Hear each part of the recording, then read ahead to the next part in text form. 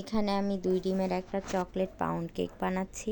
আর এই কেকটি ছিল আমার বাসায় খাওয়ার জন্য। এখানে আমি 2টা ডিমের সাথে নিয়েছি হাফ কাপ চিনি। চিনিটা গলে যাওয়া পর্যন্ত বিট করে নিব। এতে আমি নিয়ে নিলাম সামান্য ভ্যানিলা এসেন্স, সামান্য চকলেট ইমালশন। এর মধ্যে কিন্তু আমি হাফ কাপ তেলও নিয়েছি, যেটা আমার ভিডিও স্কিপ হয়ে গেছে। তারপরে এই ডিমের ফোমটা এক পাশে রেখে দিয়ে আমি এখানে শুকনো উপকরণগুলো চেলে নিব। এখানে আমি নিয়ে নিলাম 2/3 কাপ ময়দা, 2 টেবিল চামচ কোকো পাউডার, হাফ চা চামচ বেকিং পাউডার, সামান্য লবণ, 1 টেবিল চামচ গুঁড়া দুধ। তারপর এগুলো আমি ভালোভাবে চেলে নিলাম। এবার এটাকে আমি ডিমের ফোমের সাথে মিক্স করে নিব।